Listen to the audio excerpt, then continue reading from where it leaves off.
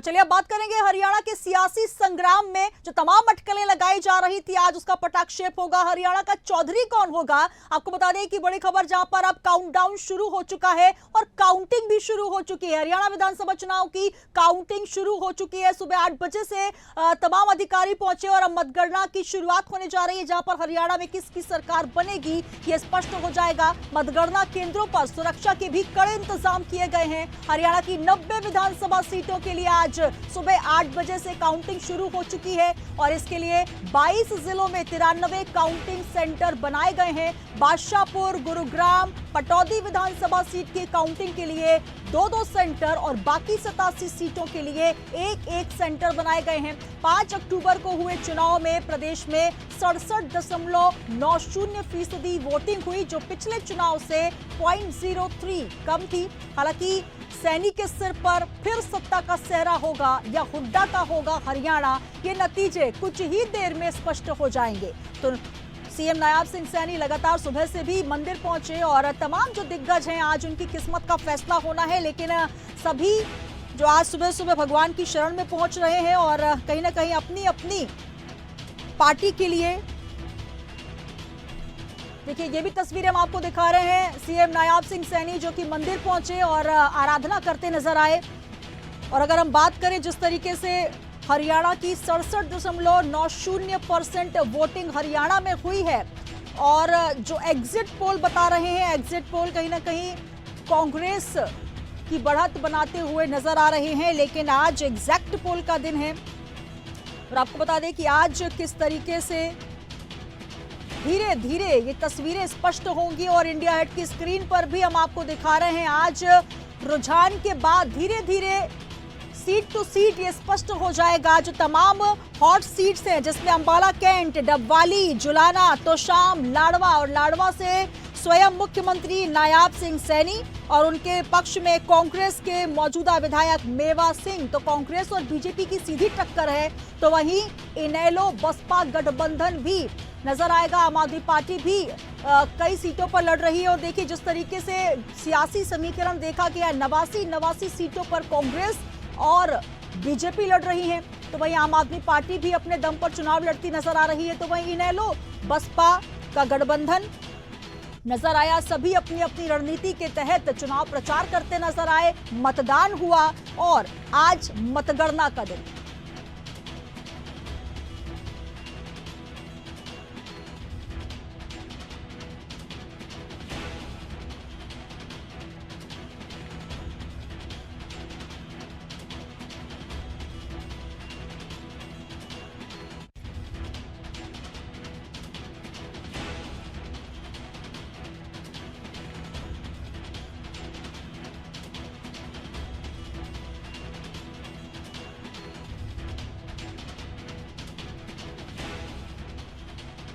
और चलिए सीधे रुक करेंगे न्यूज रूम का, जहां हमारे पॉलिटिकल एडिटर ब्रजेश जैन जी मौजूद हैं।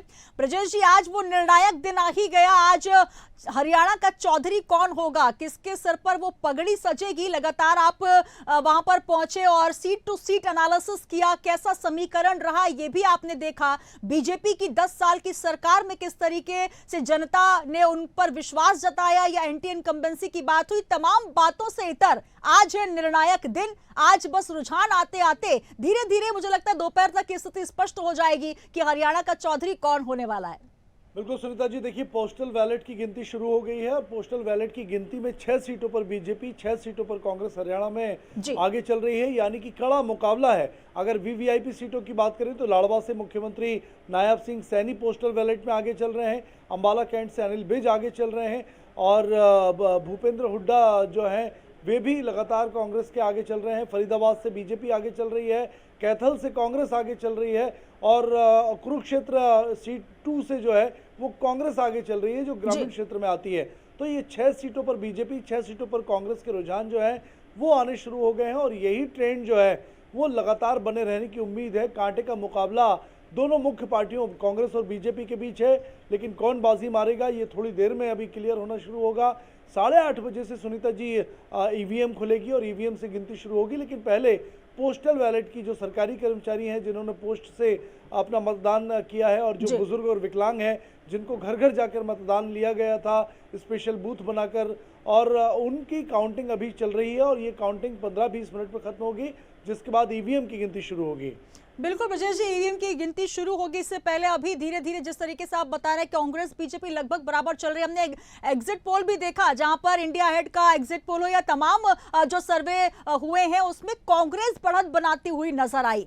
अब कुल मिलाकर ये कहा जा रहा है कि किस तरीके से क्या बीजेपी की एंटी इनकम्बेंसी का ये असर नजर आया कि एग्जिट पोल में सीधे सीधे बीजेपी पीछे होती नजर आई। अब आज ये स्पष्ट होगा कि क्या वो एग्जिट पोल एग्जैक्ट पोल में तब्दील हो पाएंगे या फिर 2019 की तरह एक बार फिर उलटफेर होगा, क्योंकि अनिल विज का हमने वो वीडियो भी देखा जहां पर वो एग्जिट पोल के बाद भी खुशी मनाते नजर आए। उनका कहना था कि ऐसा नहीं हो सकता है, जो 2019 में हुआ है वैसा रिपीट होगा। हालांकि उस समय तो गठबंधन से सरकार बनी थी, इस बार सीधे सीधे बीजेपी सत्ता में आएगी। तो आज कुल मिलाकर ये समझ में आएगा कि क्या वो दावे और वादे पूरे होते नजर आएंगे या फिर कांग्रेस ने जो अंतिम चरण में रणनीति बनाई थी, चाहे वो पहलवान का मुद्दा हो, किसान का मुद्दा हो, महिलाओं का मुद्दा हो, ये तमाम मुद्दों को लेकर रणनीति बनाई। और अब देखना होगा कि आज का दिन किस तरीके से निर्णायक साबित होता है बीजेपी और कांग्रेस के लिए। देखिए, कांग्रेस की अगर बात करें तो एंटी इनकम्बेंसी का सहारा कांग्रेस को है और तमाम एग्जिट पोल में कांग्रेस की सरकार स्पष्ट बहुमतों के साथ बनती हुई नजर भी आ रही है। मुझे लगता है कि कांग्रेस की जीत लगभग तय है, सिर्फ ऐलान बाकी है। काउंटिंग के बाद थोड़ी देर में स्थिति क्लियर भी हो जाएगी। अगर कोई चमत्कार ही होगा तो वो बीजेपी को हरियाणा में बचा सकता है। और मुझे लगता है कि बीजेपी अगर कोई छोटे दल कमाल करेंगे, जैसा 2019 में एलजेपी के साथ मिलकर सरकार बनाई थी, 10 विधायक चुने गए थे उनके, तो कहीं ना कहीं अगर छोटे दल कुछ गेम चेंज साबित करते हैं, गेम चेंजर होते हैं, तो ही बीजेपी की नैया पार हो सकती है। वरना तो मुझे लगता है कि कांग्रेस स्पष्ट बहुमतों से सरकार बनाती नजर आ रही है। करीब 65 सीटें, 60 से 65 सीटें कांग्रेस जीतती हुई नजर आ रही है, जैसा एग्जिट पोल में भी हमने दिखाया था। और वही ट्रेंड देखिए अभी शुरू भी हुआ है। कांग्रेस लगातार अभी तो हालांकि कांटे की टक्कर है बीजेपी और कांग्रेस के बीच, लेकिन मुझे लगता है कि ईवीएम का पिटारा खुलेगा तो स्थिति बहुत कुछ स्पष्ट होगी। बिल्कुल विजय जी, और सबसे महत्वपूर्ण बात, जिस तरीके से जो एग्जिट पोल हैं वो तमाम एग्जिट पोल सीधे इशारा करते नजर आए, जो ग्राफ है वो कांग्रेस की तरफ बढ़त बनाता हुआ नजर आया। लेकिन सबसे बड़ा सवाल, जैसे कि कल ही मतगणना की पूर्व संध्या पर कुमारी शैलजा का बयान आया कि सीएम पद की दावेदार वो हो सकती हैं, तो एक बड़ा यहाँ पर यह भी उथल पुथल है। पहले जहां पर राहुल गांधी हाथ जोड़ते नजर आए उनके मंच पे, हमने एक वो तस्वीर देखी जिसका हालांकि बहुत असर भी पड़ा कि कांग्रेस में कोई अंदर खाने कला नहीं है बल्कि एकजुटता है, उसका असर तो नजर आया। लेकिन अब सबसे बड़ा सवाल जो लगातार उठ रहा था कि वो जो हरियाणा के चौधरी की जो पगड़ी है वो किसके सर पे आएगी। अपने अपने दावे हैं, अपने अपने दावेदारी के साथ बहुत से चेहरे खड़े होंगे, तो कहीं ना कहीं ये भी बहुत बड़ी उनके लिए अग्नि परीक्षा होगी। बिल्कुल, देखिए कड़ी अग्नि परीक्षा है। तमाम कैबिनेट मंत्रियों के हरियाणा में जो लगातार 2-3 बार से विधायक हैं, चुनाव लड़ रहे हैं। ऐसे 8 मंत्री हैं जो तीसरी बार चुनाव लड़ रहे हैं, ऐसे 5 मंत्री हैं जो 5वीं बार चुनाव लड़ रहे हैं, और ऐसे 3 मंत्री हैं जो 6 बार से ज़्यादा चुनाव लड़ रहे हैं, जिसमें अनिल विज भी शामिल हैं जो 7वीं बार अम्बाला कैंट से चुनाव लड़ रहे हैं। तो इन तमाम दिग्गजों का, ये सब दिग्गज हैं और अपने अपने क्षेत्र के माहिर खिलाड़ी हैं। बीजेपी की ओर से इनका भविष्य दांव पर है। अगर कांग्रेस में सीएम उम्मीदवार की बात करें तो भूपेंद्र हुड्डा ने सुरजेवाला से परसों रात को ही मुलाकात की थी। सीएम फेस पर चर्चा हुई थी और हरियाणा से लेकर चंडीगढ़ तक और दिल्ली तक जो है वो सीएम कौन होगा कांग्रेस का, इस बात में कांग्रेस मंथन करने और रायशुमारी कर एक राय बनाने में जुटी हुई है। सुरजेवाला हो, चाहे कुमारी शैलजा हो या भूपेंद्र हुड्डा हो, ये आज शाम तक क्लियर होगा कि आखिर कांग्रेस का सीएम कौन होगा अगर कांग्रेस जीतती है। हालांकि बीजेपी पहले ही स्पष्ट कर चुकी है कि वो नायब सिंह सैनी की अगुवाई में चुनाव लड़ रही है और इसीलिए चुनाव अभियान समिति का अध्यक्ष भी उनको बनाया गया था। तो कहीं ना कहीं बीजेपी की तरफ से तो तस्वीर क्लियर है कि अगर बीजेपी की सरकार आती है तो नायब सिंह सैनी ही उनका चेहरा होंगे, वही मुख्यमंत्री होंगे जो 3 महीने पहले मनोहर लाल खट्टर को बदलकर सीएम बनाए गए थे। और कांग्रेस की तरफ से स्थिति स्पष्ट नहीं है। तो कांग्रेस में देखिए अंदरूनी खींचतान भी बहुत ज़्यादा है और यही वजह है कि राहुल गांधी से लेकर मल्लिकार्जुन खड़गे तक लगातार इस मंथन में लगे हैं कि किस तरीके से कोऑर्डिनेशन जमा करके सीएम फेस को प्रोजेक्ट किया जाए और विधायक दल की बैठक में उसको निर्विरोध रूप से सीएम बनाया जाए।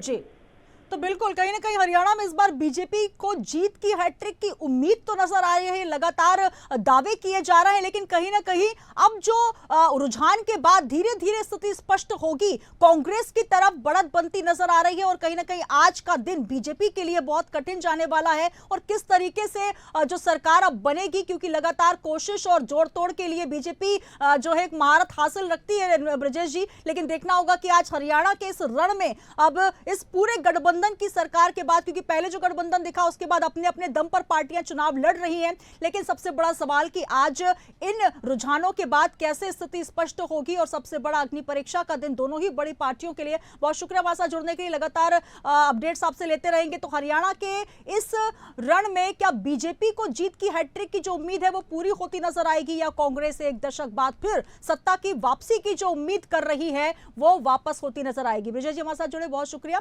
और इस चुनाव में मुख्य जो पार्टियां हैं, चलिए वो भी आपको बता दें। बीजेपी, कांग्रेस, आम आदमी पार्टी, इनेलो, बसपा का गठबंधन है, जेजेपी, आजाद समाज पार्टी शामिल है। तो हरियाणा में 65% से ज्यादा की वोटिंग, 67.9% की वोटिंग हरियाणा में हुई है और हरियाणा में 5 अक्टूबर को एक ही चरण में वोट डाले गए थे। अब धीरे धीरे रुझान सामने आने शुरू हो रहे हैं। पोस्टल बैलेट पेपर की गिनती की अगर बात करें तो कांग्रेस बढ़त बनाती हुई नजर भी आ रही है, लेकिन कहीं ना कहीं कांटे की टक्कर भी देखी जा रही है। और उस बीच ये तस्वीरें भी सामने आ रही है जहां पर तमाम दिग्गज ईश्वर की शरण में नजर आ रहे हैं। नायब सिंह सैनी मुख्यमंत्री जो कि लाडवा सीट से चुनाव लड़ रहे हैं और उनका मुकाबला विधायक मेवा सिंह से है। आज सुबह सुबह पहुंचे मंदिर में भगवान के दर्शन करने के लिए, आशीर्वाद लेने के लिए, लेकिन देखना होगा कि आशीर्वाद आज किसको मिलता है। और भगवान शिव शंभू के शरण में नायब सिंह सैनी जो नजर आए तो क्या सैनी के सिर पर सेहरा होगा, या फिर कौन होगा हरियाणा का मुख्यमंत्री, कौन होगा हरियाणा का चौधरी, ये स्पष्ट हो जाएगा धीरे धीरे, क्योंकि 8:30 का वक्त हो चुका है। 8 बजे से गिनती शुरू हो चुकी है बैलेट पेपर के साथ साथ। धीरे धीरे अब सीट टू सीट एनालिसिस होगा, सीट टू सीट धीरे धीरे रुझान आने शुरू हो जाएंगे।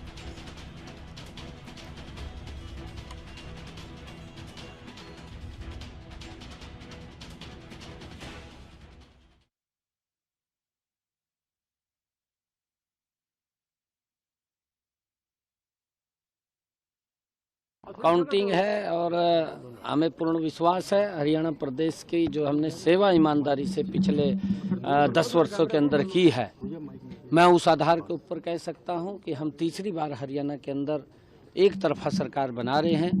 भारतीय जनता पार्टी तीसरी बार सेवा के लिए तैयार है, क्योंकि केंद्र में आदरणीय नरेंद्र मोदी जी तीसरी बार प्रधानमंत्री बने हैं और हमने पिछले 10 वर्षों के अंदर आदरणीय मोदी जी के नेतृत्व के अंदर हरियाणा की गति से विकास किया है, समस्याओं का समाधान किया है, ईमानदारी से हमारी सरकार ने किया है और आगे भी हम मजबूती से, ईमानदारी से हरियाणा प्रदेश को आगे बढ़ाने का काम हमारी सरकार करेगी। कहते हैं यही रात अंतिम, यही रात वारी रात ठीक कटी, सब बढ़िया रहा। नहीं, हमें कोई दिक्कत नहीं है। जिनके लिए अंतिम, जिनके लिए भारी होगी उनके लिए होगी, हमारे लिए तो जैसे पहले था वैसे अब है। हमें इस बात का नहीं है। हम कांग्रेस है, कांग्रेस सत्ता के लिए काम करती है, हम सेवा के लिए काम करते हैं। ये अंतर है इसके अंदर। जो व्यक्ति निस्वार्थ भाव से सेवा करता है, ईमानदारी से काम करता है, उसको ना अंतिम रात दिखती है ना भारी दिखती है, उसके लिए तो सामान्य है।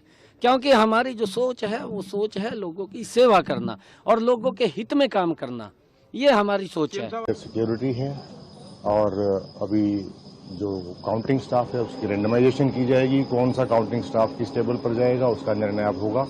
उसके अलावा सभी ऑब्जर्वर्स की उपस्थिति में, सभी कैंडिडेट्स की उपस्थिति में सबको सूचित कर दिया गया है। स्ट्रांग रूम को खोला जाएगा, उसके बाद 8 बजे से मतगणना प्रारंभ की जाएगी। किस तरह लोगों की एंट्री बैन है? देखिए, एंट्री के समय जो निर्धारित जो डेजिग्नेटेड काउंटिंग एजेंट हैं, जो कैंडिडेट्स या उनके इलेक्शन एजेंट्स ने बनाए हैं, उनकी एंट्री है यहाँ पर। वो अपने अपने रेस्पेक्टिव काउंटिंग हॉल में जाएंगे। उसके अलावा कैंडिडेट या उनका इलेक्शन एजेंट वो जो है RO टेबल पर जाएगा। उसके अलावा जो केवल इलेक्शन ड्यूटी पर हैं, केवल उन्हीं के लिए अनुमति है। जनता के लिए क्या अपील है सर? क्योंकि जनता के लिए अपील है कि दोनों साइड में हमने LED की व्यवस्था की है, वहां से आप लेटेस्ट जो राउंड वाइज अपडेट चल रहे हैं वो देखें। उसको साथ ही साथ एनकोर के पोर्टल पे, जो ECI का पोर्टल है, उसके ऊपर भी अपलोड किया जाएगा। सभी इलेक्शन रिजल्ट जो है लगभग आपको 3 से 5 मिनट के गैप में, डिले में मतलब, वो आपको TV पर भी उपलब्ध है। हमने करीब 19 नाके लगाए हुए हैं और हर नाके पे पूरी फोर्स लगा रखी है और फोर्स के साथ हमने 850 कर्मचारी हमारे लगे हुए हैं और शांतिपूर्वक हम गिनती कराएंगे और अच्छी तरह सभी फोर्स अपनी ड्यूटी बढ़िया करें। तो धारा 144 पे लागू की? धारा 144 भी लागू है कि 100 मीटर से दूर रहेंगे और इसके अंदर नहीं आएंगे। कैंडिडेट आएंगे वो अपने जो जींद जुलाना सफीदो है वो गेट नंबर 3 से उनकी एंट्री है और हमारा जो उचाने का है वो अलग है कॉलेज में है और हमारा जो जुड़वाने का है वो अलग से है।